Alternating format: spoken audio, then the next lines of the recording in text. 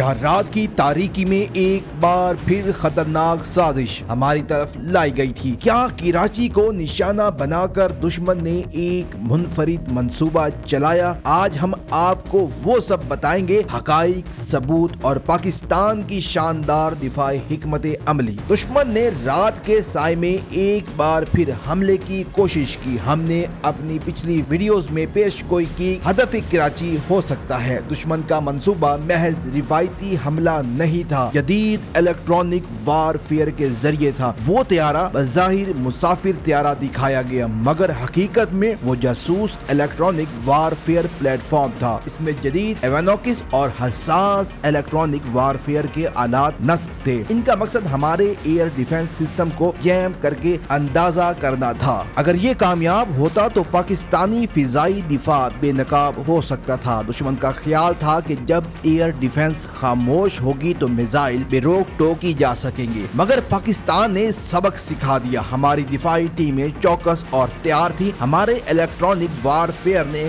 مخالف طیارے کو گنگا بہرا اور اندھا کر دیا۔ دشمن کا کمانڈ اینڈ کنٹرول سسٹم ناکارہ ہو گیا اور وہ اپنے ہدف بھول گیا۔ یہ لمحہ ہماری ملی جرات اور ٹیکنالوجی کا حقیقی ثبوت تھا۔ یہ کامیابی ہماری ایئر فورس، انٹیلیجنس اور زمینی یونٹس کی محنت کا نتیجہ ہے۔ اگر یہ منصوبہ کامیاب ہوتا تو کراچی کو شدید خطرہ لاحق ہو سکتا تھا۔ الحمدللہ دشمن کی سازش ناکام ہوئی۔ پاکستان نے اپنے آسمان کا محافظ بنتے ہوئے جواب دیا۔ دشمن کی پوری پلاننگ کا راستہ بند ہو گیا اور ان کے حساس آلات ناکارہ ہوئے۔ ہم نے نہ صرف حملہ روکا بلکہ مخالف کی کارکردگی کو مکمل طور پر ختم کر دیا۔ یہ فیصلہ کن قدم پاکستان کی دفاعی صلاحیت کا روشن ثبوت ہے۔ دشمن کو اب دوبارہ ایسے اقدام سے پہلے 1000 دفعہ سوچنا ہوگا۔ یہ کریڈٹ ہماری مربوط دفاعی حکمت عملی اور چوکس انٹیلیجنس کو جاتا ہے۔ پیارے ناظرین، اب بات کرتے ہیں دوسرے ممکنہ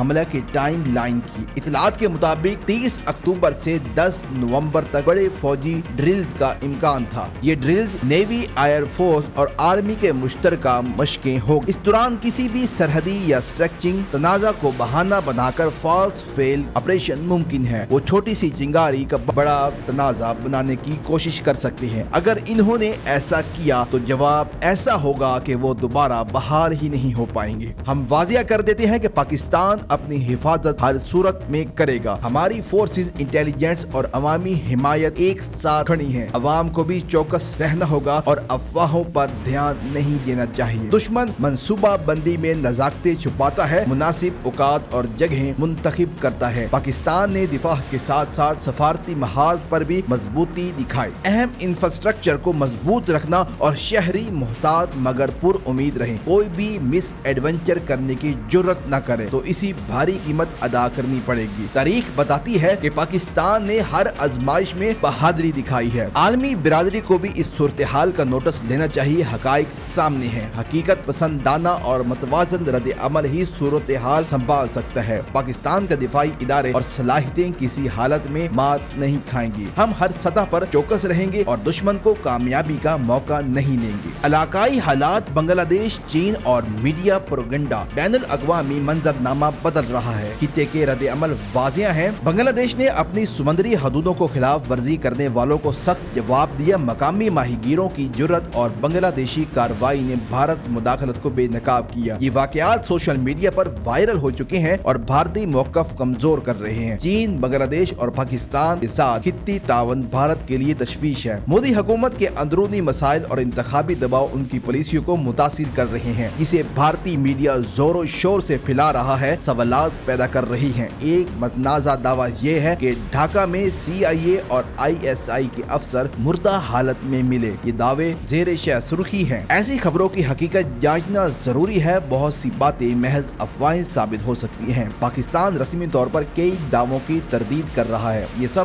سیاسی اور انتخابی مفادات کے لیے بنائی گئی کہانیاں بھی ہو سکتی ہیں۔ ہم حقائق اور تصدیق پر مبنی رپورٹنگ حمایت کرتے ہیں اور پروپیگنڈا نہیں۔ خطہ میں طاقت کے توازن میں تبدیلیاں پاکستان کے حقائق میں جا سکتی ہیں۔ علاقائی اتحاد دشمن کے خلاف ایک مضبوط پیغام ہے۔ ایک ملک کئی محاذوں پر کمزور پڑے تو اس کی جغرافیہ پوزیشن متاثر ہوتی ہے۔ بین الاقوامی اس سطح پر بھارت کی مقبولیت میں کمی اس کے لیے خطرناک ہے۔ پاکستان نے اپنی دفاعی ساکھ اور सफारती मौकफ दोनों मजबूत किए हैं। हकाइक अशकार, जो भी झूठ फैलाएगा असल तस्वीर सामने आ जाएगी। हम मुस्तनिद ज़राए और शवाहिद की बुनियाद पर आगे रिपोर्ट करेंगे। आखिर में वो मुल्क जिसने भारत के करीब होते हुए भी पाकिस्तान के साथ मिलिट्री तावन बढ़ाने का इशारा दिया, मालदीव। मालदीव ने पाकिस्तान के साथ दिफाई मुज़ाकरात और MOU पर दिलचस्पी जाहिर की। इस पेशकदमी से खित्ते में भारत के लिए एक नया तवाज़ुन बनता दिखाई दे रहा है। अगर मुल्कों ने हिकमत अमली और ताआवन को मजबूत किया तो फवाइद वाज़िया होंगे। अब भारत को ये पैगाम मिल जाना चाहिए कि एक तरफा जारहियत का दौर खत्म हो चुका है। पाकिस्तान, चीन, बांग्लादेश और मालदीव का मुश्तरका रवैया दुश्मन के लिए फिक्र की बात है। दुश्मन को सोचना होगा वो कितने महाज खोलता है और किस कीमत पर। अगर कोई मिस एडवेंचर करे तो नताइज नाकाबिले तलाफी होंगे। हमने अपनी सफ बंदी मजबूत कर ली है और आलमी सतह पर मौकफ भी वाज़िया किया है। अवाम का हौसला, फौज की जदीद टेक्नोलॉजी और हिकमत